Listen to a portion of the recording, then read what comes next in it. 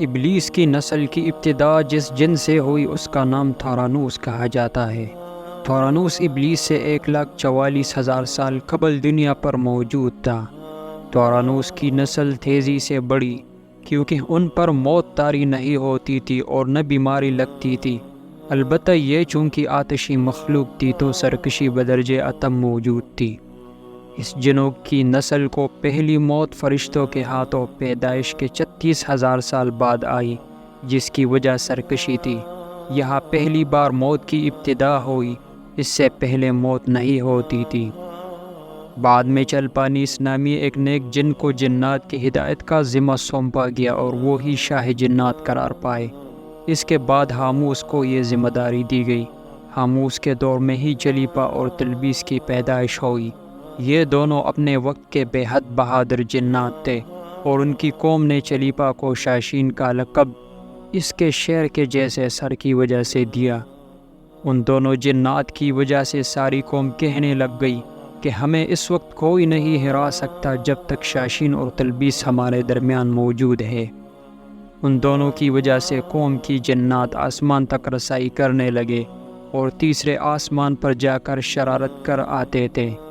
ایسے میں حکم الہی سے فرشتوں نے ان پر حملہ کیا اور عبرتناک شکست دی۔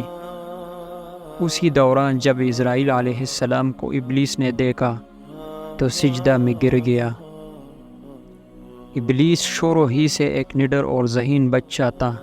اس میں ماں باپ کی بہادری اور ماں کی مکاری کوٹ کوٹ کر بری ہوئی تھی۔ اس نے ملائکہ کے ساتھ جا کر توبہ کا باقاعدہ اعلان کیا اور پھر فرشتوں سے فیض علم حاصل کرنے لگا۔ علم حاصل کرنے اور ریاضت کا یہ عالم تھا کہ پہلے آسمان پہ عابد، دوسرے آسمان پر زاہد، تیسرے آسمان پر بلال، چوتھے آسمان پر ویالی، پانچویں آسمان پر تقی اور چھٹے آسمان پر قبازان کے نام سے مشہور ہوا۔ یہ وہ وقت تھا جب یہ فرشتوں کو سکھاتا تھا۔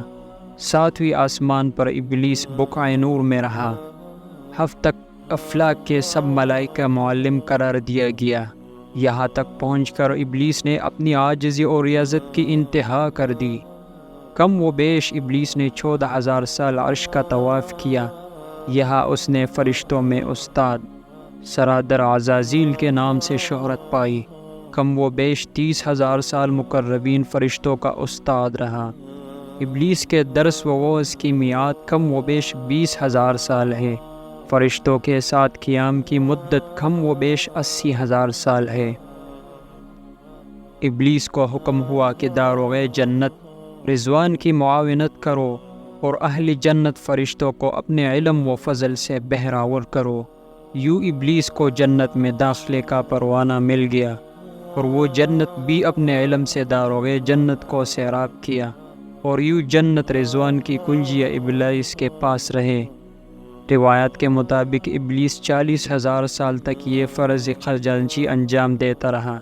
یہی وہ مقام اعلیٰ ترین جنت رضوان ہی تھا جہاں ابلیس نے پہلی بار بادشاہت کے خواب دیکھنے شروع کیے۔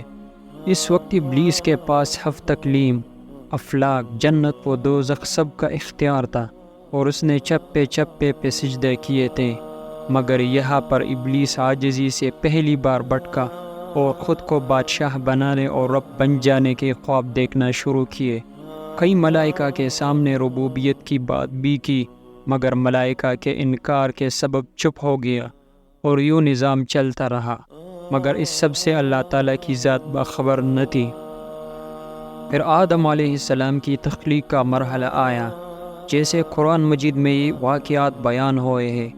ابلیس آدم علیہ السلام کو جز جز مرحلہ وار مختلف اقسام کی مٹی سے تخلیق ہوتا دیکھتا رہا اور چپ رہا، مگر جیسے ہی اسے یہ معلوم ہوا کہ یہ آدم علیہ السلام اللہ تعالیٰ کا نائب ہے تو اس نے واویلا کیا، عبادات اور اطاعت کا واسطہ دیا، پھر طلب کیا کہ مجھ جتنی عبادت کس نے کی ہے، اور آدم علیہ السلام کو سجدہ کرنے سے انکاری ہوا۔ تب اللہ تعالیٰ نے کہا، نکل جا شیطان مردود، لعنتی قرار پانے کے بعد ابلیس نے اپنی عبادت اور ریاضت کا رب کریم سے عوض مانگا، جس پر اللہ تعالیٰ نے ابلیس کو ایک وقت معلوم تک مہلت فراہم کی۔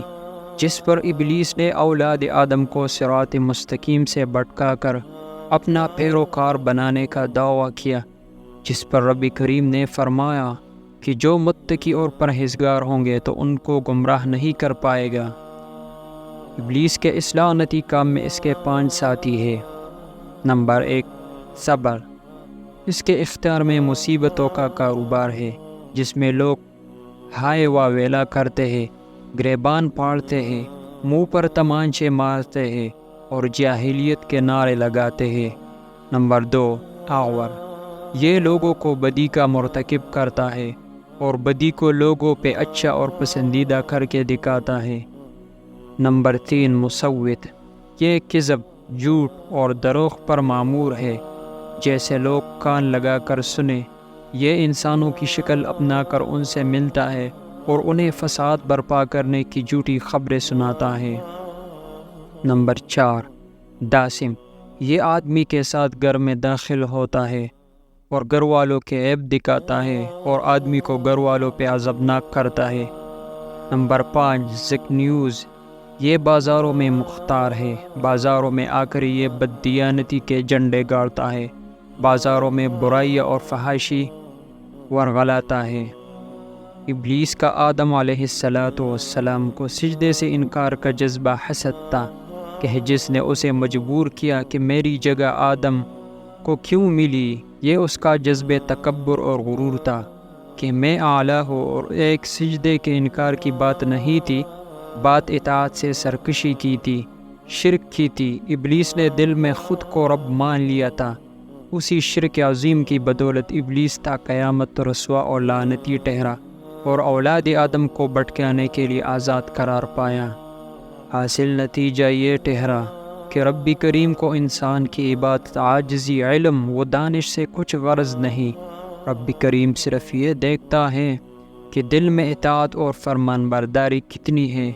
اسی بنیاد پر تقوی اور پرہیزگاری کے درجے قرار پاتے ہیں۔ ہمیں ہر حال میں اللہ تعالیٰ کی فرمان برداری کرنی چاہیے۔ جو اللہ تعالیٰ کا فیصلہ ہوگا اسی پر راضی ہونا چاہیے۔ اگر اللہ تعالیٰ نے محمد قاسم پر اپنی رحمت کی ہے اور انہیں امت مسلمہ سے اندھیروں کو دور کرنے کے لیے بھیجا گیا ہے، تو ہمیں قبول کرنے کے علاوہ کوئی چارہ نہیں، ورنہ حسد اور بغض کا انجام ابلیس کی طرح ہوگا۔